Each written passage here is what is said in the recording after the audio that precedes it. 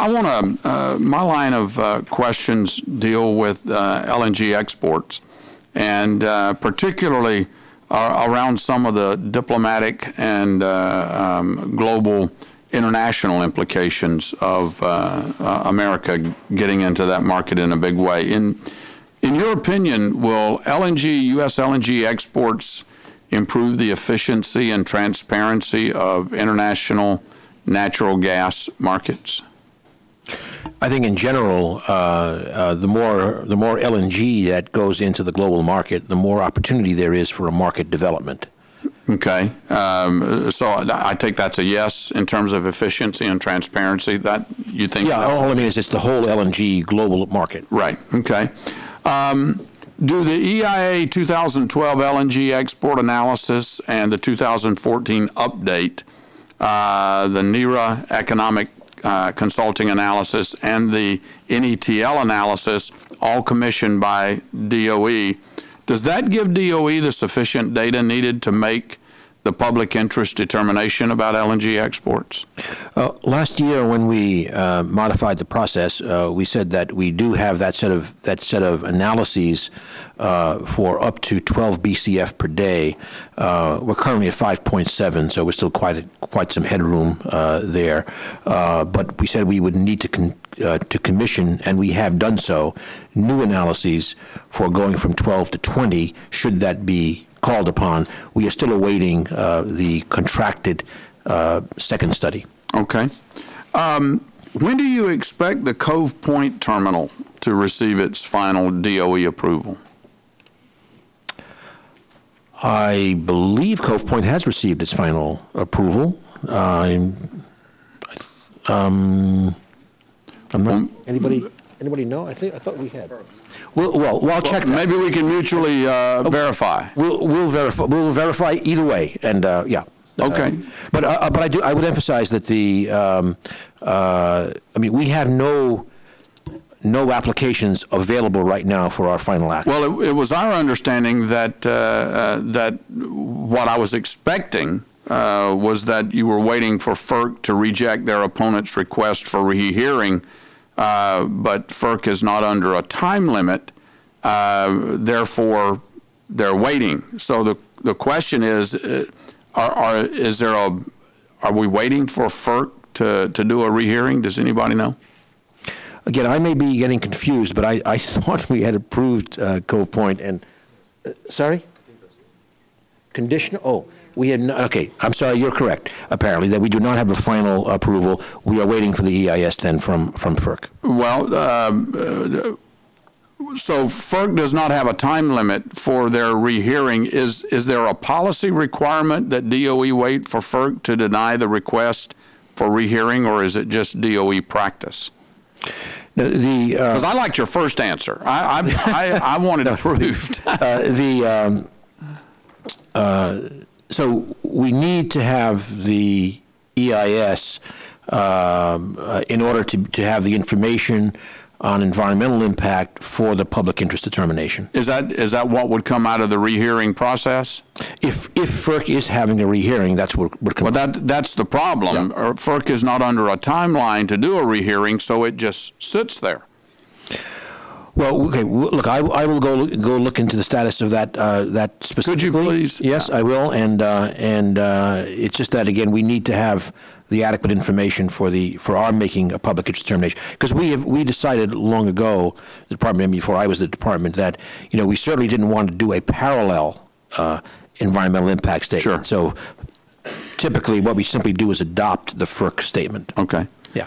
Shifting gears just a little bit, I want to commend you personally for including the $100 million in the FY16 budget for the continued domestic uranium enrichment research and development and demonstration activities in Piketon, Ohio.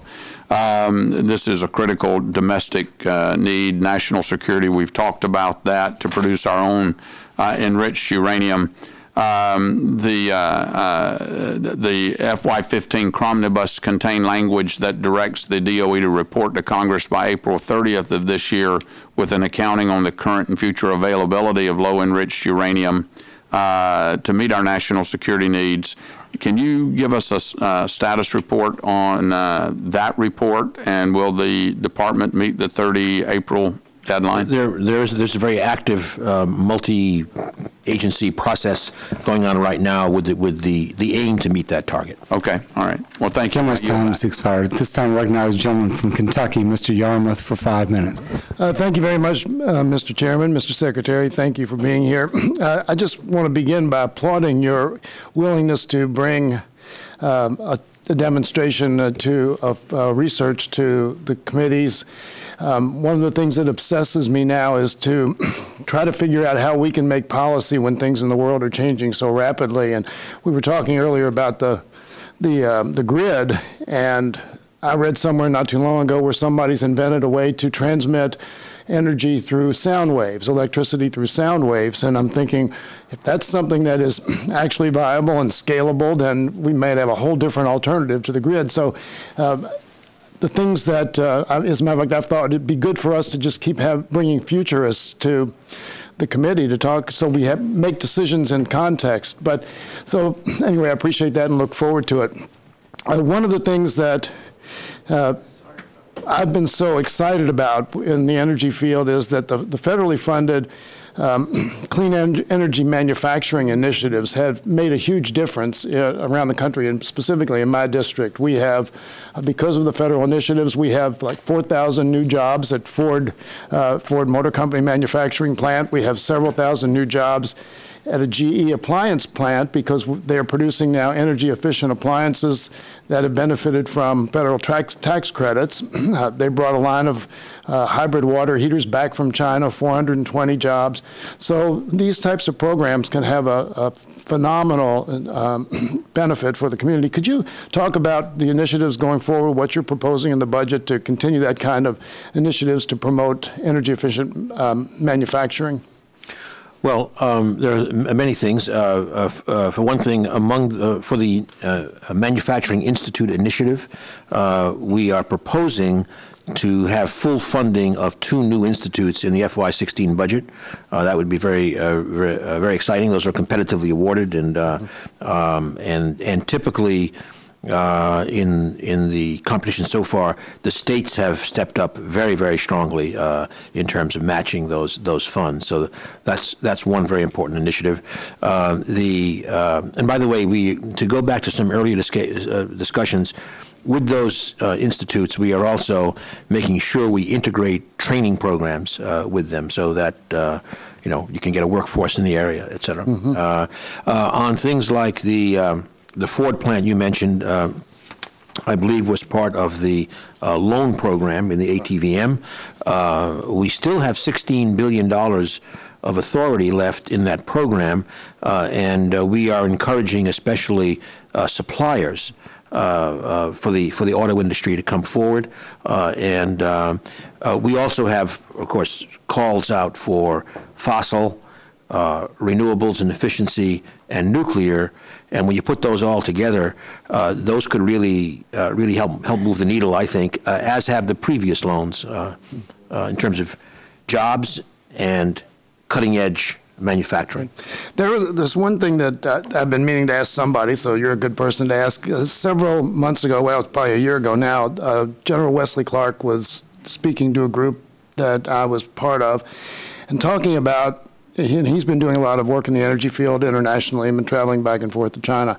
And one of the things he was concerned about was he talked about a company in Washington State that had actually developed a process for baking coal, not for energy, but to get very valuable minerals, been able to do that. And they were looking for some venture capital, I think it was $75 million, and couldn't find it. So ultimately, a Chinese company came in and bought the technology that had been developed in the United States.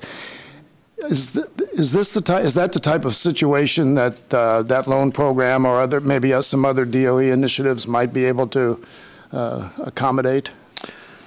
I would have to see it in more detail. From what the sound of it, I don't think the loan program would do it. The loan program needs to push the technology envelope in an emissions reducing technologies. Now, I don't know what the minerals are. For example, earlier we mentioned that there is a study going on right now that should be ready 2-3 months, I would guess, on the question of whether or not coal or the coal combustion products are a viable source of rare earth minerals. So that's the kind of thing that, if it looks positive, then we'll come back and work with the Congress to see about a program there. Great. Thank you very much. I yield back. This time recognized the gentleman from Texas, Mr. Barton. Thank you, Mr. Chairman, and thank you, Mr. Secretary. We appreciate your access to the subcommittee and the full committee. You've always been one of the most accessible Obama administration officials, and it is appreciated sincerely. I want to ask about the situation in the world oil markets. As you know, not too many months ago, the price of oil was over $100 a barrel. Now it's below 50.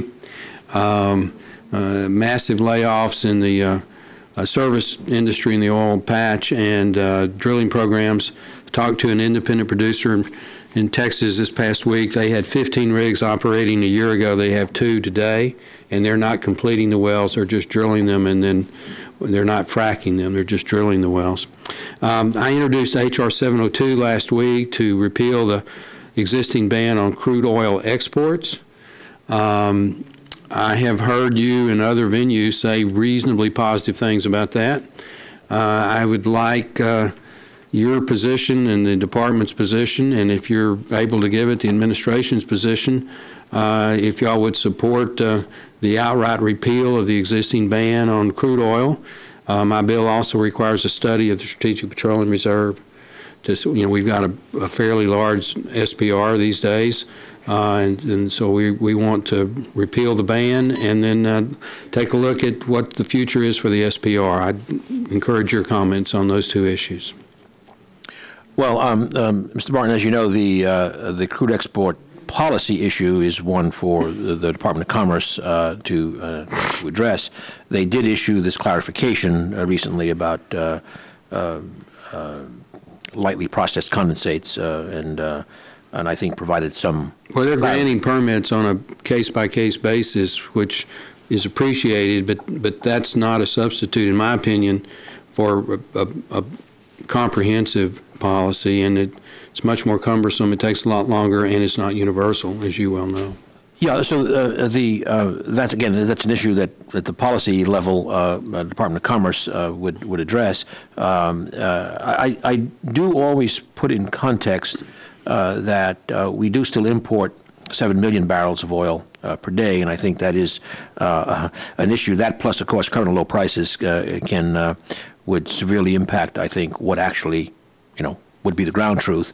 But obviously, we have had some analyses done. EIA, for example, has published a piece that says the exports would probably have zero or a small negative effect on gasoline prices, for example, right. Mainly because the Brent price tends to correlate with our product prices. So we will continue to do analysis that supports a decision. I would assume, I know the Department of Commerce has to make these decisions, but I would assume if the President were thinking about making a change in law, since it's crude oil exports, he would consult with the Secretary of Energy. And you happen to be the Secretary of Energy. If the Secretary of Commerce were here, I would ask his position, but he's not here. Her. And you are. I would also point out that we export about 4 million barrels per day of refined products, yes, which is up considerably. So we've got a situation right. where the patient's half pregnant, where we're exporting the refined products but not allowing the crude, and it does give our refiners somewhat of a captive market for the domestic crude oil. And if we just went free market totally, I think everybody would be better off. Obviously, it would squeeze the profit margin of the refiners because they would not be able to maintain that captured discount, which has fallen. It's been over $25 a barrel, but right now it's, I think, around $5 a barrel. So as the world prices come down, that discount that the domestic refiners are receiving is coming down two. In my last 37 seconds, FutureGen, the department, I think, made the correct decision, sadly, not too long ago, to stop funding that project. What's your position on the next step in terms of clean coal technology, carbon capture sequestration, or perhaps even carbon capture and conversion? Well, first of all, I want to agree with your characterization that it was sadly because getting a oxy-combustion plant done would be a very good demonstration, but the ARA funding deadline just made it not viable. We remain very committed to that. We still have a bunch of projects coming, including in Texas. The Petronova project, for example, coming on is the Summit project. And also the industrial facilities, the Air Products project, for example, also in Houston is operating. So we're going to keep pushing forward. And two things looking forward, in addition to our research on new capture technologies, et cetera, two issues going forward. One is we do have the active solicitation for $8 billion of loan guarantee for fossil projects with emissions reductions, and we have I can't talk about specifics, but we do have a very encouraging proposal stream. And secondly, in the FY16 budget, not from DOE, but from Treasury, is the tax credit proposal for CCS. Okay. So a $2 billion ITC for construction, including CO2 infrastructure, and a sequestration. So you're still supportive of research into the technologies, bottom line? Both research and deployment encouragement. Thank you. We have 4 members still would like to ask questions. I'm going to ask each of you to cut it to 3 minutes if possible, because I know the Secretary is leaving. You all tell me when he has to go to get to his White House meeting, but Mr. Sarbanes, you're recognized. Thank you. Thank you for being here, Mr. Secretary. Could you just maybe give me 1 minute of my 3 minutes speaking to what you see as the benefits that are already being realized from the efforts and the heroic efforts of the Department of Energy over the last few years to just generally diversify the energy portfolio of the country? I have an impression that the falling gas prices in part can be linked to that general commitment to diversification because of the concerns and anxiety it produces overseas from OPEC and others. But if you could speak to that briefly and any other broad benefits you see from the diversification effort, which I think has been really terrific over the last few years. Well, first of all, the diversification effort would go forward irrespective of where the oil price was going, because this is a long-term investment, number one. Number two, very critical, and I would refer you to a little paper on our website called Revolution Now that shows, I think, the big story. For 4 technologies, including solar and LEDs, vehicle batteries, it shows the tremendous cost reduction of those technologies going forward, and the associated large deployment increase. That's the huge story, and that's, in the end, key to what we do, trying to push the envelope and get the cost down for these technologies. Let me switch gears to another topic, which increasingly, according to all the surveys that are coming back in the recent period, the American public is now very focused on the effects of climate change, and it appears with each passing day more and more convinced that we need to step up and address this in a sustained fashion, and I think that's right. And in your testimony, you talk about the sequestration of over 9 million metric tons of CO2 through DOE-supported projects. You talk about the efficiency standards that have been issued in calendar year 2014 and what that will mean between now and 2030, that since 2009 you're projecting that you'll have a 2.2 billion metric ton of carbon emission reduction up through 2030. Just speak to how these efforts the Department of Energy has undertaken can leverage even more meaningful steps more broadly out there in the country to meet the challenge that we have in terms of addressing climate change. Well, first of all, for that for that example, I mean, efficiency is the number one short payback, typically, approach. And what this approach does, I mean, we support the R&D to develop technologies, but in this case, with appliances, et cetera, it's more, we put out a well-understood standard cost-benefit analysis, and our companies are plenty innovative enough to meet and beat those standards. Great. Thanks very much. Mr. Long, it's recognized.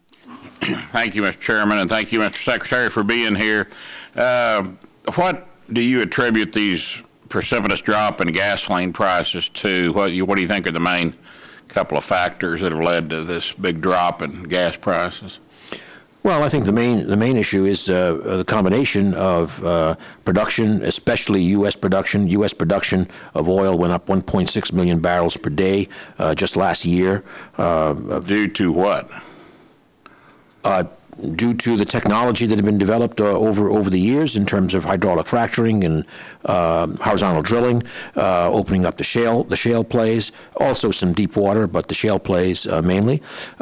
So we had a very, very strong production. We've produced an extra several million barrels per day at the same time that you have economic softness, for example, in Europe and a lot of slowed growth in the Far East as well. Yeah, so supply demand. Yeah, supply and demand. I mean, to me, common sense tells me that's, but don't have your knowledge, I'm not in your position, but when we talk about fracking and things, and there was a gentlelady on the other side of the aisle that spoke earlier that was very happy that gas prices have dropped so precipitously, which we're all thrilled.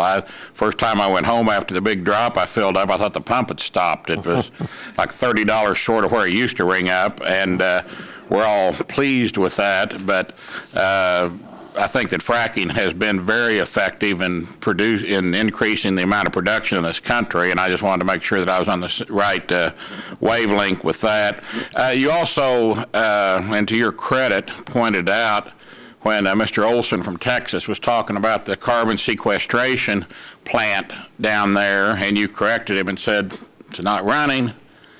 We've had hearings before where they're not running. Do we have any that are up and running, and if so, why not? And are they going to be viable? Because everyone brags about carbon sequestration, which would be a great thing, but I haven't found any that are operating. You see these projections of when they're going to be online in 15 and 17 and 19, and where are we on that? Well, again, there are plants operating. There's a natural gas reforming facility in Texas that is operating, putting carbon underground. I might add, in terms of an integrated coal plant, the Boundary Dam plant in Canada is fully operational. And the one in Texas that he was referring to. Then when do you think Petra Nova is under construction. It'll be a few years until it's fully operating. The Kemper plant in Mississippi is nearing end of construction. The ADM ethanol plant capturing CO2 is nearing completion in Illinois. So we have a lot. And by the way, we've also had from the Great Plains plant in North Dakota, it's a gasification facility. It has supplied 20 megatons of CO2 for enhanced oil recovery in Canada. So there's a lot of activity going on. So we can look forward to the Keystone being complete when we get that down here. Thank you. Mr. Engel, you recognize 3 minutes. Thank you, Mr. Chairman. I'm going to thank you, Mr. Secretary, for waiting. I'm going to try to condense everything into 3 minutes. I want to first be on the record in supporting flex fuel cars. I don't understand why every car built in America isn't flex fuel. I'm told you can do it for under $100 a car, and I think we should be doing it. I want to tell you that I appreciate the President's budget. It makes a strong commitment to clean energy. I think it's important. Climate change is real. There's already enough CO2 in the atmosphere to ensure that the U.S. will have more episodes of climate disruption. Superstorm Sandy in my district in New York, Hurricane Katrina, snow in Boston and Buffalo. We really need to take actions. I've had many long conversations with Con Edison in New York about improvements they can make to better protect their critical energy infrastructure.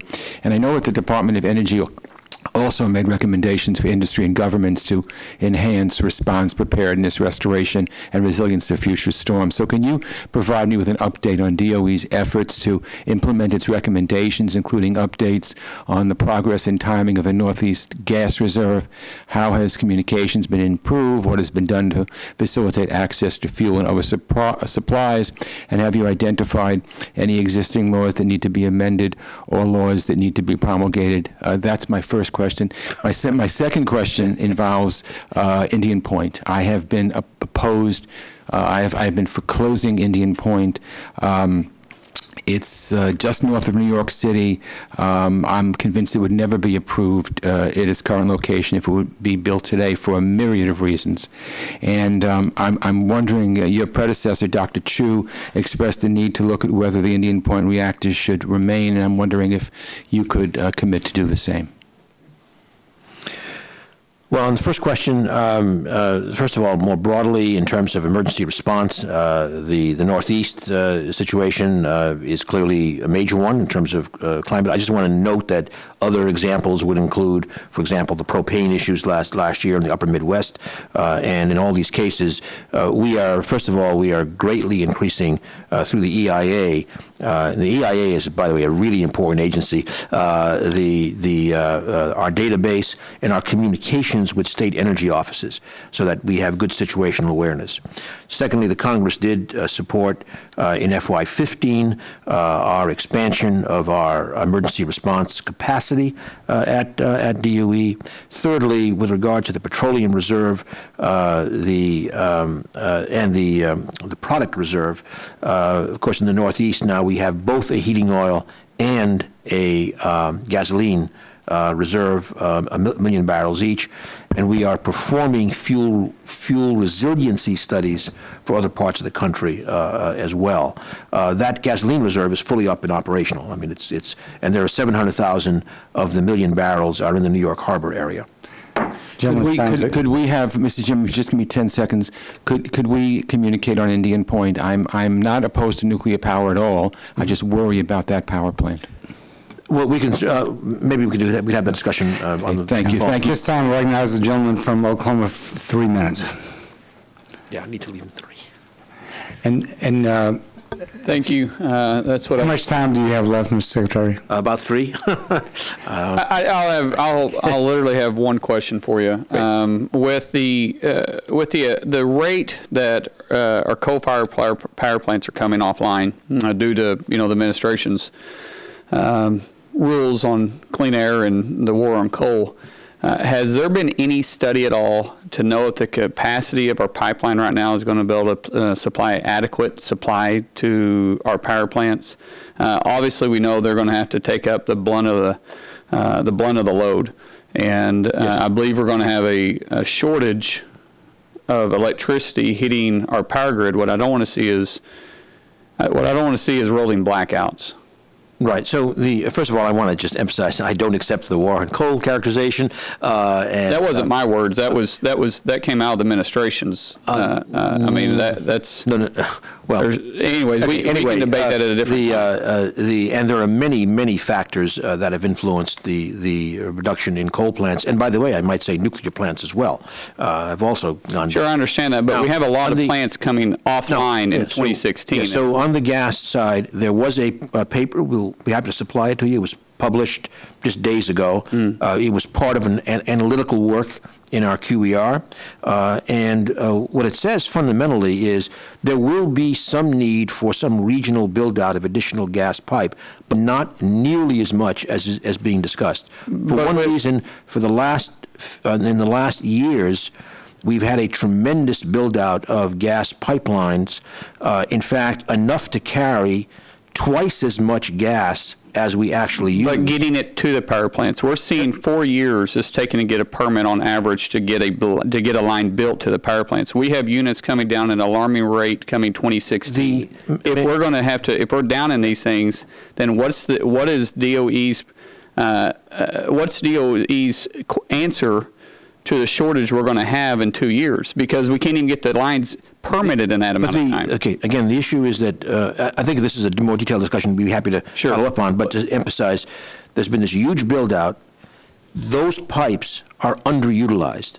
So there's a lot we can do just by using the unused capacity in pipes. But that's going to be a rulemaking too, because the volume be, capacity is set by you guys of how much due to highly populated areas and rural areas.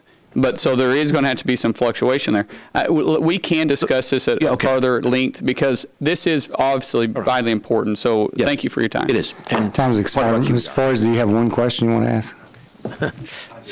I do. I'll just submit mine for the record. Okay. Oh, thank you. All right. Mr. Secretary, thank you. So sorry. Thank you so much. We appreciate it. And we look forward to look forward to working with you. Great. And thanks so much. Thanks so much. And we have a number of things to get back with various members. Concludes today's hearing. The record will remain open for 10 days, and that's the end of the hearing. Boom.